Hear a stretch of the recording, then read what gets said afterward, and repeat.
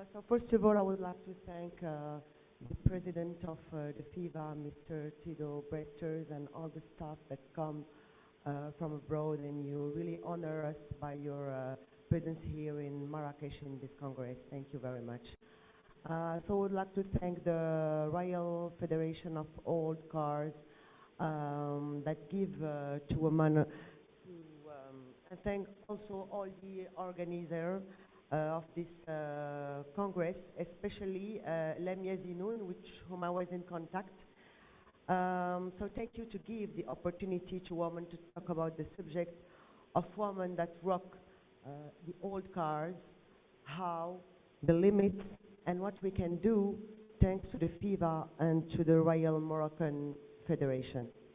I'm sorry, I'm not used to read my papers, but from the time it's in English, it's not my my mother language, so I will try to do my best.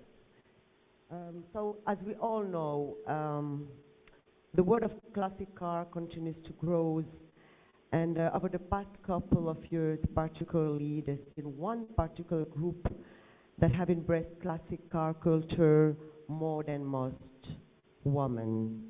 And that means even more classics on the road, more fans getting together at events around the world, and more car clubs dedicated to every car imaginable.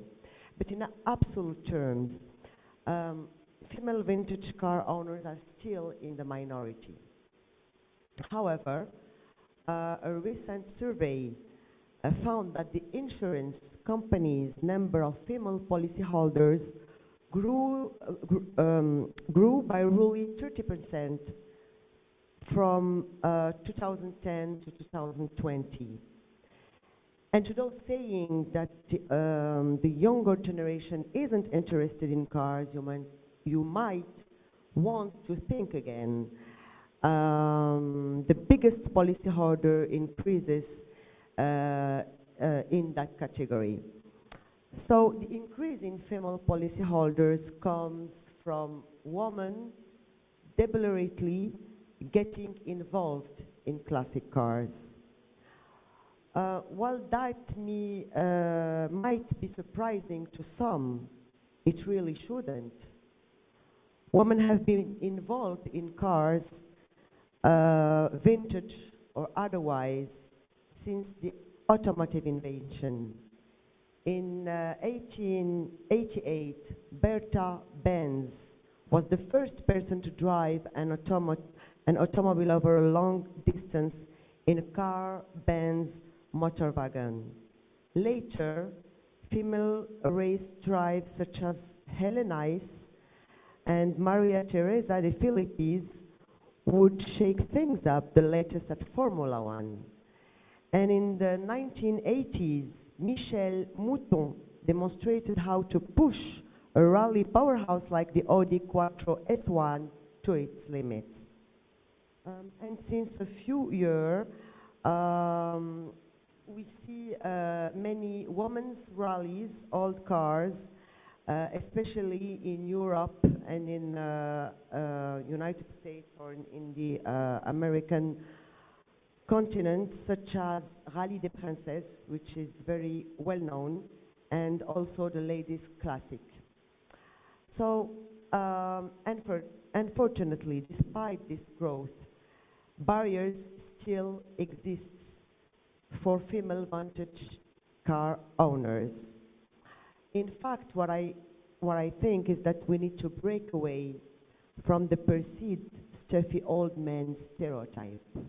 I explain myself.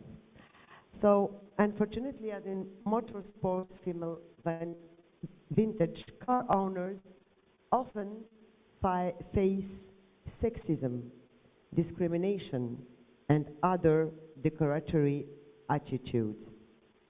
The result of a survey stressed that women, especially younger women, ask for gender equality.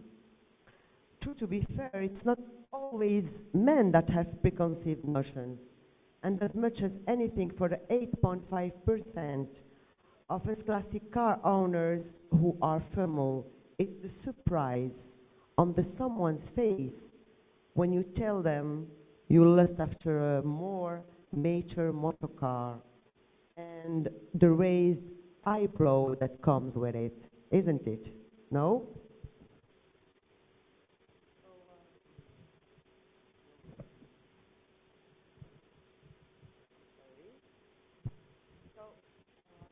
I just want to give an example of a man misperception. In 1955, men thought that woman needs a car especially designed for them. And so was created the car called La Femme by Dodge. Apparently, the color schemes weren't quite feminine enough for the Dodge marketing folks. Alongside the top paint, the La Femme Berlin came with a pink raincoat and hat, an umbrella, and a shoulder bag stuffed with a compact lipstick, a lighter, and a cigarette case. This experience was a flop. Women viewed these rude attempts to get their attention as condescending. It was too cartoonish. The approach ultimately echoes more the classic car ideal of femininity rather than the way in which women in the 1950s actually see themselves. And the majority of them seem to have no use for a pink and purple car with matchy comb and lipstick. So it has shown that women don't seek a vehicle different from that chosen by men. So the question we can ask is what we can do to help. It can feel a bit tired to ask the question of how to get women involved in the classic car hobby. It's seen that that at times can appear to be no more inviting than a gentleman's blurb.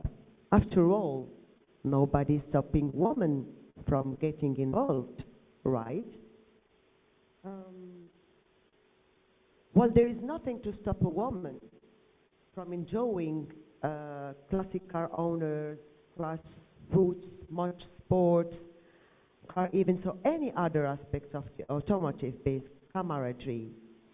It remains a scene that can unintentionally or otherwise feel like too much of a boys' club to be welcoming. Let's get something right.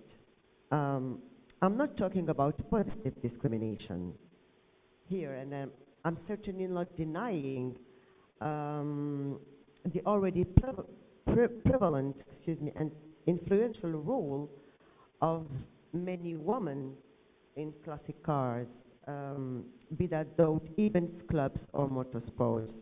Quite the opposite. We are here to celebrate those women and to ask them how they would make the classic car world that we all know to be just a convivial place, more welcoming to those who might find the first leap into an intimidating one. So there are ways to improve the situation for future female participants. I think there are 5 areas. Firstly, we need to support and encourage each other more, whether we like a different era of a car or have slightly different ideas. Secondly, I think we need to make women more visible by celebrating our achievements, by making sure we are represented at grassroots, national and international level, and just by being a bit happier to pick ourselves up. We need to amplify female voices and let women tell their stories in a supportive environment. Effectively, statistics shows the ladies are a rare breed in the world of classic cars, but it's not the statistics that make us remarkable. It's our stories. And let's talk about my story. Um, it's quite simple, but I think original. I wrote the word of old car, thanks to an exceptional woman collector, which is Nadia Dormi, with who I did my first classic car rally, Mille Oasis, and we just finished the fourth edition, and it was just amazing. We did also two other Mille Oasis together, and also a rally in the north of Morocco. And in the first one, I met Love. He's right here. And he's a big collectioner and a great knowledge of the sector. And finally, I'm trying to buy my first car. So everything is possible in this world. Thirdly, the third thing so change the image of woman in this world. It's an old and often used image, a Scandi-clad woman learning in a cool classic car. These pictures are often found in men caves, the rooms of teenager boys and men's magazines, objectifying the woman along with the cars. More recently, several women have shown how far we've moved from this image by collecting their own cars, vehicles as a pursuit of passion. Instead of being collected along with the cars, these women are taking over what is classically seen as a men's area of interest, collecting their own automobiles as they make the routes. The fourth proposition is to support organizations that promote female participation in classic cars, events, and ultimately make women feel welcoming in the vintage car sphere, free of judgment or preconceived notions. Allow me a last idea, is to reserve a special place to highlight women collectors or participants in classic car rallies or concours d'élégance, to give the example to the young generation. There is a team amongst those we spoke to about how to get women involved in classic cars. Simply start with younger people, teaching of the achievements of, for example, Ewe Roskift, Michel Mouton, Pat Moss, and others, alongside exceptional women from other engineering industries, such as aviation and space travel, would serve as inspiration to school girls and boys alike. It's vitally important to have younger people of all genders involved. We have to explore the ways to help young people become involved in all cars. And Marco, just right now in his presentation, gave many propositions. As for encouraging women into the scene, I think we need to start early. Girls often see cars as something for boys and not for them. We need to be engaging them in the idea that cars, driving, engineering, and racing are for everyone.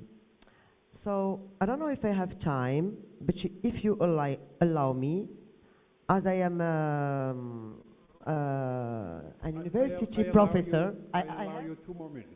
2 more minutes, okay. So if you allow me. You asked for it, so here's my reply. Okay.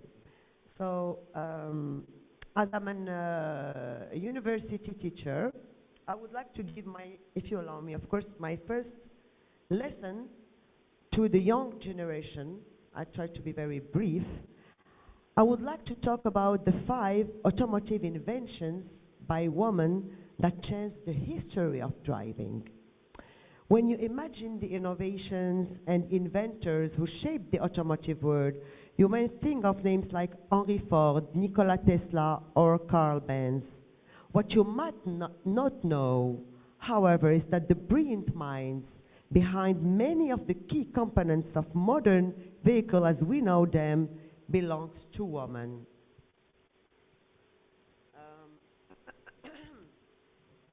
So I would like to share a few of those brilliant women who changed the way we drive today. First, Mary Anderson and Charlotte Baywood, they invent the white chip wipers, l'essuie-glace. Bertha Benz, brake pads. Ils ont inventé les garnitures de train, brake pads. Florence Lawrence, they invite turn signals and brake lights, les clignotants et le feu stop. Hedy Lamarr, GPS. Margaret Wilcox, car heater, le chauffage en voiture. So women really rock vintage car.